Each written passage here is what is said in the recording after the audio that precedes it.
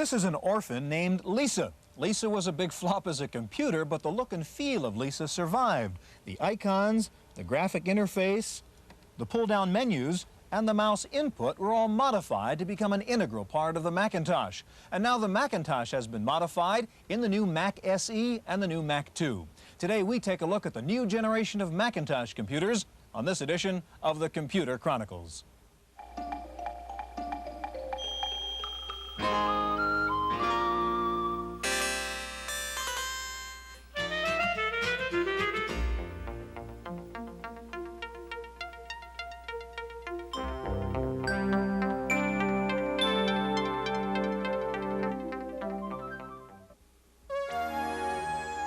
The Computer Chronicles is made possible by Leading Edge, makers of IBM-compatible computer systems, including word processing with spelling correction, communication software, and Hayes-compatible 1200 and 2400 baud modems. Leading Edge, with over 1,000 service centers nationwide. Leading Edge, leading the way to the information age. Additional funding is provided by McGraw-Hill, publishers of Byte. Byte's detailed technical articles on new hardware, software, and languages cover developments in computer technology worldwide.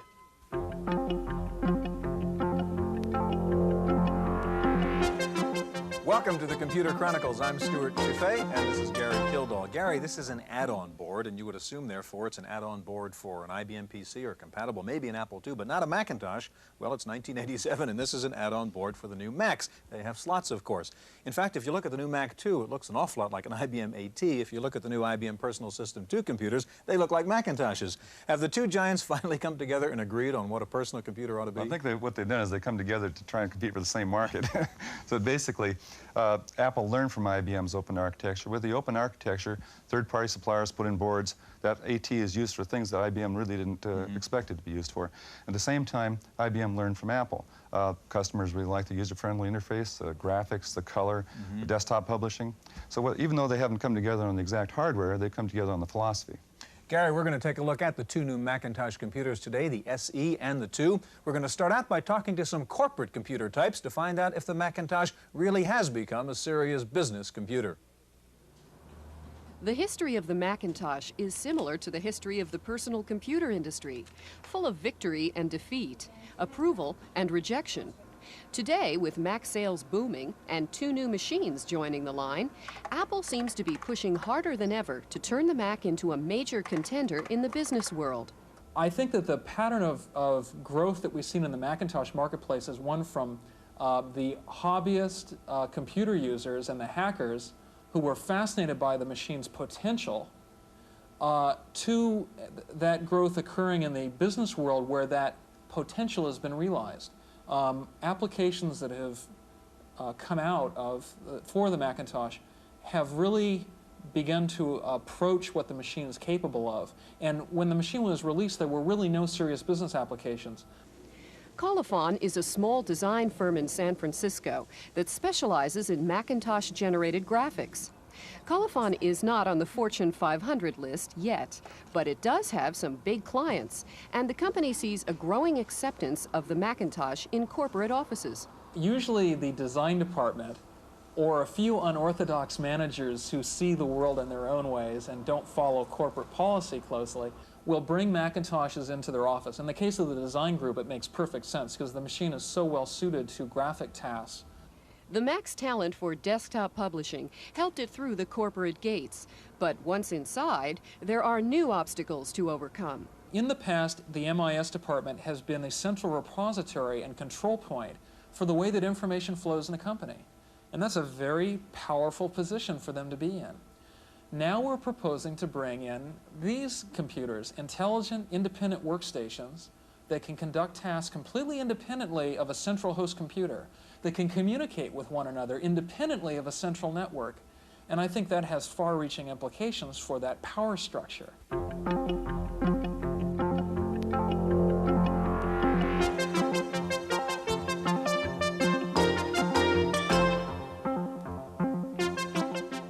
Joining us in the studio now is Charlie Oppenheimer. Charlie's Apple's product manager for the new Macintosh SE. Gary?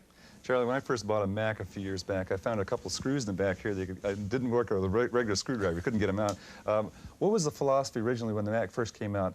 of the closed architecture. Why was it closed up like that? Well, at the time in 1984, we felt that we really had a very good idea of what our customers were going to need, and there was really no reason for most people to get in the box, and so it was really set up to be dealer serviceable only. So the idea was to have a whole package solution. That was exactly what the customers Exactly, would take. right. Now, what's the change in philosophy now? Well, now with the Macintosh SE and the Macintosh 2, we introduce open Macintoshes, Macintoshes that really represent a foundation on which our developers can be creative to add expansion hardware, application software, and so on. Can you show us how you can get at the expansion chassis and so forth? Sure. Let's talk about let's talk about the differences of the machine overall. You can see right away that we've got a different face. We've got a floppy disk drive here. On top, we have the option for a second floppy or an internal hard disk, which is what I've got here. If we take a look at the back of the machine, and we'll just turn that around, you can see here that we have many of the familiar ports that you've seen in the past. In addition, we have two connections over here called Apple Desktop Bus. That's the new connection medium for the keyboards and mice and other input peripherals. If we take a look inside the machine, pull the cover off, you see a very different Macintosh. And in fact, this Macintosh shares only one component with previous machines. That's the screen. Everything else has been completely redesigned. Over here you see a analog and power supply board. The power supply here is much more heavy duty, 75 watts instead of 50 on the previous machine. A fan, of course, if you have a hard disk, you've got to have a fan inside the machine. Over here, this is a 20 megabyte internal SCSI hard drive, and that is the hard disk option that we talked about. This is the accessory access port for mounting connectors for cards that install inside that need to connect with the outside world. You don't any longer have the Black & Decker solution of getting connectors into the box. If we take a look at the logic board, and you'll see that the logic board has many, many changes on it. I'll sort of tilt it up here. Right away you see this is the expansion slot for the cards. We'll come back to that. The machine has 1 megabyte of RAM, expands to 4 megabytes just like the Plus.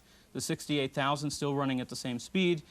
We have over here the ROM. The ROM has been expanded to 256K from 128K on the previous machines. This part over here is completely new for the machine. This is a gate array.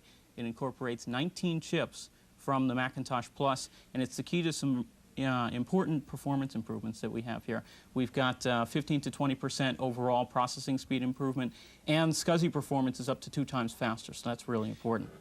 If we focus in on the slot here, I'll show you an example of a board that would plug into the slot. This is a card from General Computer. It's a 68020 accelerator, and the way it would plug in would be just like so. Plugs in flat, and now you have an expanded machine. There are really 4 types of expansion boards that we see becoming available for the SE. We see this sort, the accelerator, the coprocessor. You know, there's an 8086 coprocessor from AST. There are communications cards, Ethernet, 3278, file transfer, terminal emulation, large screen adapters, now, Charlie, and so that on. brings up a point. How do you take care of the problem of multiple cards in the machine at the same time? That's right. Yeah, there is one slot, and many people will want to get more than one function inside the machine. That brings up the subject of multifunction cards, and they've been popular with many other machines, and you'll see them appearing here. I think the first type that has been introduced now that will be popular is the 68020 accelerator combined with a large screen adapter. Charlie, you've got the slot in there now so that we can put an add-in board, but I think the manual says don't do it yourself. You've got to take it to your dealer. What's the point in that? Yeah, that's right. Well, you know, as you can see, it was very easy for me to take apart the machine, but this isn't really the sort of thing that the average user would be good at doing. And so to ensure that we have the most reliable installation of the board, we really want to see the dealer do it. You know, this machine really was never designed from the start with the idea of having the user get inside, as we talked about. And so some of the features that you'd want to have inside are not really there to protect the user. Okay, now Charlie, how does this? What's the cost comparison of the Mac, standard Mac, and then the SE? Okay, well, you know, there's the Macintosh 512, the Macintosh Plus, the SE, and the 2. The Macintosh Plus is still at $21.99. This machine with 2 floppies would sell for $28.99, and with the internal hard drive option, $36.99. Okay. Charlie, real quick, people who already own a Mac Plus are a little upset. There's no way to hardware upgrade to the capability of the SE. What was the reasoning behind that? Yeah, you know, we'd always like to see an upgrade available, and that was something that we considered. Unfortunately, in order to provide the kind of expansion and the internal hard disk features that we wanted, there was no way to provide an upgrade. And as you know, I said earlier that every component in here is different except for the screen. Well, that means there is an upgrade, but it's very, very laborious. And so we decided not to do We're that. going to come back in just a second. We're going to take a look at the new Mac 2. It's got color, it's got slots, and it's got speed. Stay with us. We'll take a look at it.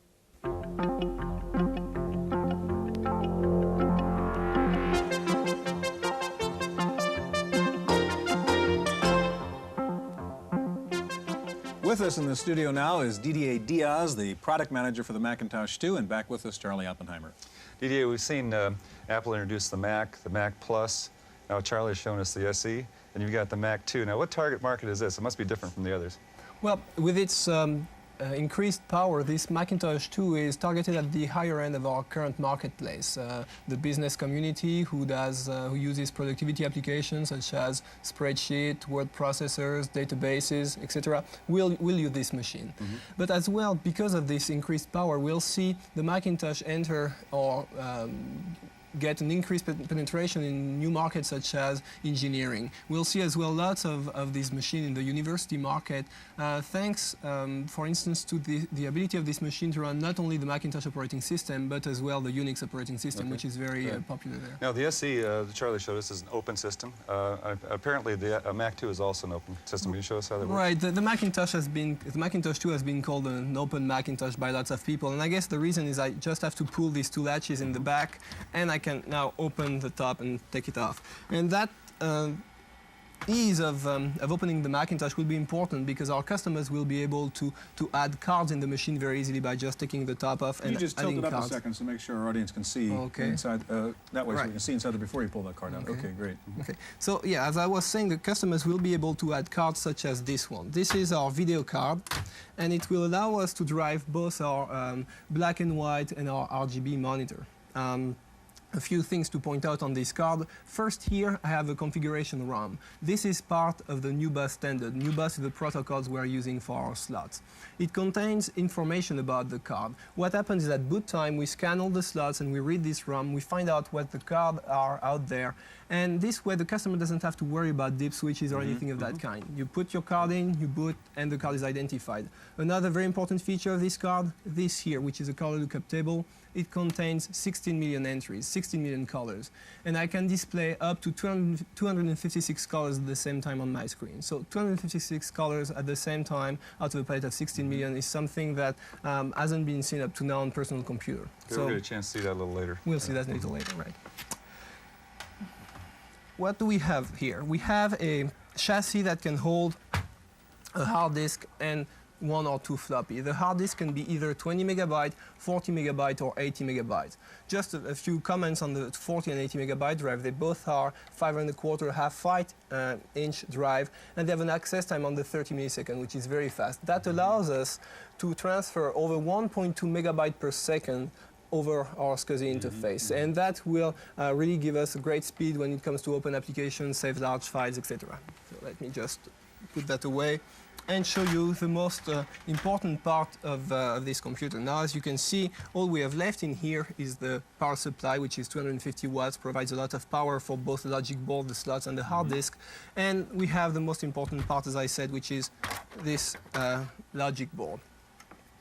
So the logic board contains the 020 and the 68881 arithmetic coprocessor. The 020 is a next generation processor from Motorola after the 68000, which is used in the Macintosh Plus and the Macintosh SE. It's a full 32-bit processor, such as the Intel 386, for instance. That allows us to get a speed increase over the Macintosh Plus up to 4 times, I would say. And then we decided to add as a standard this arithmetic chip. And I will show you what this arithmetic chip can do for us. Here we have the 6 new bus slots, and I already told you a few things about the new bus slots. Another characteristic of new bus is that it allows a card in any slot to take over the entire machine. That's called the bus mastership capability.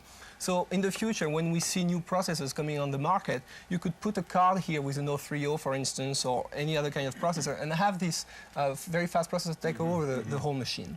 Now, this machine is a Macintosh, and as every Macintosh, it has all kinds of ports built in. We have a SCSI port here, 2 serial ports, two Apple desktop bus port, which allows us to connect input devices, and a sound port. So what this means is you can have a machine with, as I showed you, 40 megabyte, 80 megabyte drive, two floppies, one tape backup connected outside the modem, and yet you have only used one slot. So 6 slots should be many for most of our users. Didi, I want to make sure we have time to actually see it run. So I'm going to ask you to turn to the software now and actually run the two for us and give us a little demo. Right, so all that great hardware gives us, first, great speed. Let me just show you what we'll do with current applications. I mentioned spreadsheets, word processor, etc. This is a Mac Paint, and I'm going to show you what I can do here with a graphic document. Here I can move this document. It's a fairly complicated document, lots of data here, and you see the speed at which I can move all these bits on the screen, and that's due to the speed of the 68020 and as well to the speed of our graphics routine contained in QuickDraw. And basically we'll see the same result on all the current applications, whether they're spreadsheet, databases, etc. We'll see increased speed and as well the ability to use a larger screen. This is a 13-inch screen. This is one of the two screen monitors available for this machine, 12 and 13-inch. But now, as I said, this machine will touch new markets. And let me show you a few of the components that will allow us to get into new markets. This is a demonstration of the power of the 68881 arithmetical processor. I'm drawing this equation, sinus x plus 0.75 sinus 2x, and that's the speed at which I would draw this equation without the arithmetic chip. Now, if I switch and go directly to the arithmetic chip, here is what happens.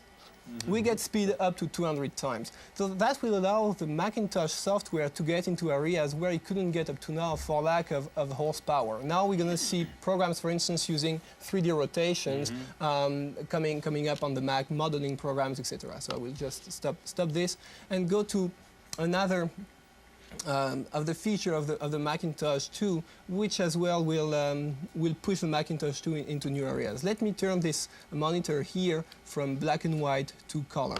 One important point about this monitor is its resolution is so high that it can be used for both black and white and color. I might mention, Didi, our audience is not really seeing this monitor in its true quality. They're seeing a flicker because of the television camera shooting it. That's not the way it really looks. Right. It's due to the high refresh rate, actually, of the monitor, which is one of the reasons why it looks so good.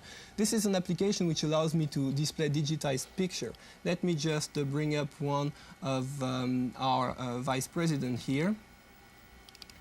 Our chief operating officer. He paid you to get his picture on the show? No, not quite, actually. He has another picture which is his favorite, but I won't be able to show it to you today. You see the speed at which I could move this image here, okay? And I'm moving here 8 bits, what's called 8 bits per pixel.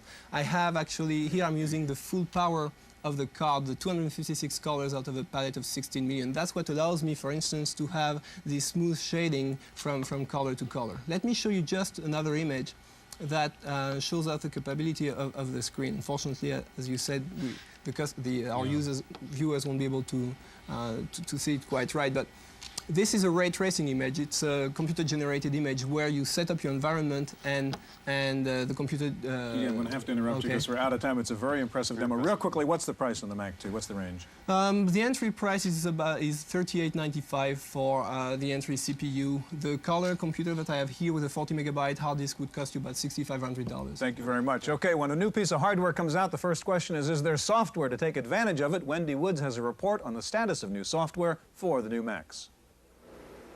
If users wonder about software availability, the problem is magnified for software developers who risk losing big money if a machine isn't successful. Living Videotext was one of a few dozen companies that received prototypes of the SE and the Mac 2. They immediately went to work upgrading their More IDEA processor to utilize the Mac 2's color. But unlike decisions they've made in the past, the decision to support the new Macs was easy. Well, I think you have to look at it from 2 angles. One is the economics of it. Do you think the machine's going to be successful in the marketplace? Does it answer the needs that the users have? You know, those are the very simple analytic decisions. The other side of it, you've got to be somewhat emotional about it. And for me, the Mac 2, as a Macintosh user myself, the Mac 2 was virtually everything that I had wanted on my wish list. And I found my heart going pitter-patter every time I thought about the idea of putting one of those on my desk. And so I knew for that reason, for both reasons actually, that it was important that we support the machine and that we develop software for it. The SE can run virtually all current Macintosh software, so there's no shortage there.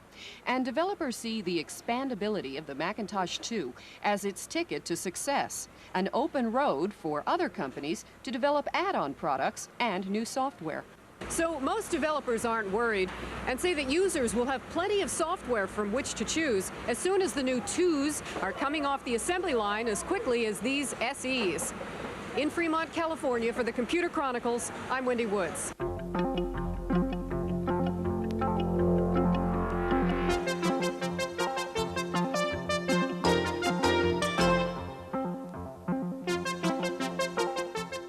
With us in the studio now is our resident analyst, Jan Lewis, and also our very own curmudgeon and commentator, George Morrow. Jan, from a consumer standpoint, we have a whole range of machines you can buy from Apple. Which one of these things should you buy? Disregarding price, which one should you buy? Well, if or you how really, do you decide which one you're going to buy? Clearly, you cannot disregard price. Otherwise, everybody would get the Mac 2. Yeah. I think that what you need to look at is what you want out of your system and how long you want it to last. The Mac SE right now is a very big seller. People who were buying the Pluses are now buying the SE. Eventually, of course, they're going to want to expand even more. So eventually, they're going to want expansion boxes. If you know that you're going to expand quite a bit, if you know you're going to use a lot of color, if you know you need a lot of the graphics, you might go to the Mac 2. Desktop publishing, for instance, I think probably the Mac SE is a better bet. And if you look at some of the, let's say, peripheral monitors, for instance, that are coming out for desktop publishing versus, let's say, for desktop video or for the graphics area other than that, you'll find the SE seems to be more of a desktop publishing machine. But the Mac 2 is highly expandable, and you'll get many, many years of enjoyment out of it. Okay. Okay, George, you've seen the SE and the 2. What do you think about these new computers? Well, I think the 2 is an expression of a lot of market envy. You've got Apple that has seen IBM do so well and the corporations and the add-on people do so well. You're looking at an expression now of, gee, how do we get a piece of that action? They've come up with the new bus, and they've come up with color. And I think what's going on now is a fantastic musical game of chairs. Everybody is moving over into the position of what everybody else was doing a year ago. And it's going to be a lot of fun watching what happens. Jan, what do you think about this battle, Macintosh trying to get into the IBM, the corporate, the business market? Is that going to work? I think it's already working through the desktop publishing. Yeah. It's already working, even though when you talk to the corporations and they say who is on our approved list, you will not find the Macintosh there. Yet you walk up and down the halls of the corporations and there's no questions the Macintoshes are there. So I think already what they're doing is a very good wedge into the corporation, and this will take them much farther. Apple has also done an awfully good job in networking, and that's probably another edge that they have in the corporation that's got them a leg up. What about the, I'm sorry, go ahead. I was going to say, George, you have a particular hardware expertise, and there's always questions, how is the 386 going to stack up against the 68020 in terms of just a horse race? Raw processing power, they're very similar in power, but from what the fellows that have used it, the cognoscenti, seem to think there's a lot more overhead in the Mac 2 than there is in the present 386 machines, so the effective speed is somewhat lower. But both processors have got a lot of horsepower, and of course the engineering workstation market is now going to be an awfully exciting market, not only to buy products from, but to doing software That certainly development. seems like a good place for the Mac 2. Yeah, also. yeah. Jan, last question. What about this change in philosophy Gary was talking about earlier? We heard about the closed Mac, and that was the whole philosophy of Apple Macintosh. All of a sudden, it's the total opposite. Is this sort of the end of the Steve Jobs era for good? I think that's definitely the end of the Steve Jobs era as far as that goes. On the other hand, the one problem they're going to have as a result of being more open is there are going to be clones. Yes. Whereas with the old Mac, there weren't clones. So the one good legacy of Jobs is that it was unclonable. I think in the long run, of course, Apple comes out ahead. Whoever clones it are going to come out ahead, and the consumer is going to come out ahead. Jan, George, thank you very much. That's about all the time we have for our look at the new Macintoshes. We'll be back in just a minute with this week's Computer News.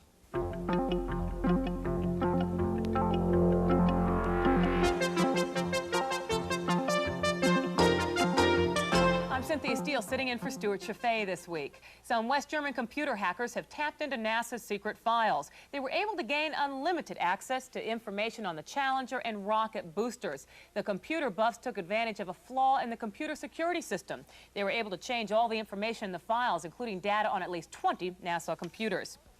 Ricoh, the Japanese maker of cameras and photocopiers, has added another impressive tool to its inventory. The manufacturer has combined a photocopier with a scanner. and shrunk the unit down to book size. But what really makes this copier interesting to computer users is a digital attachment that can store scanned images in digital form. The Army is getting a hand from a new voice-operated expert system called the Automated Intelligence Maintenance System, or otherwise known as AIM. AIM will help the Army to maintain their vehicles. It will ask the mechanic questions. The mechanic then answers yes or no. Once AIM figures out the problem, it displays diagrams on its computer screen. AIM has an input vocabulary of 12 words, but an unlimited output vocabulary. AIM can maintain helicopters, fixed-wing aircraft, and other mechanical and electronic systems. It's time now for this week's software review. Here's Paul Schindler.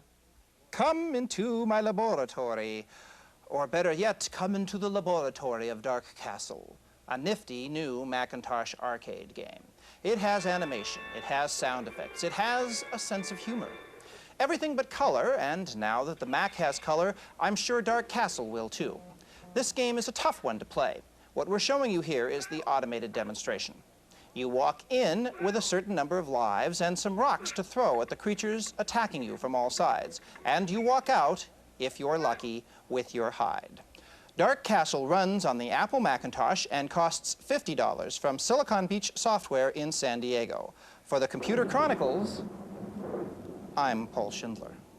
The computer industry is responsible for creating new jobs, devices, technologies, and lots of new words. More than 1,000 in the last decade. The new Random House dictionary, hot off the press, shows computer-related words make up the greatest number of entries. In fact, Random House says since it first published the dictionary 20 years ago, computer-related words outnumber other topics by a wide margin. The closest competitor turned out to be new words related to food and cooking. Gallaudet University plans to launch a program teaching written English to deaf students. The project will use networked computers and allow students to carry on conversations at workstations arranged in ring-like local area networks. The instructor communicates with the students online. Students in turn can speak with the teacher or each other in the same manner. The project can open up a new world to deaf students traditionally taught sign language, which has a different grammatical structure than spoken English. The Commerce Department's Bureau of Standards has a new way to fight fires, this time with a computer. It's called Hazard One. This system creates a fire and observes its development, but it's all on paper. Hazard One figures out the amount of gas and smoke a fire would generate in a small house. It also plots out the likely actions of the occupants based on interviews with people who have survived fires. Unlike other systems, Hazard One considers many more factors that may influence the outcome of the fire. Physics, chemistry, fluid mechanics, heat transfer, biology, toxology, and human behavior. And considering all these factors may save more lives.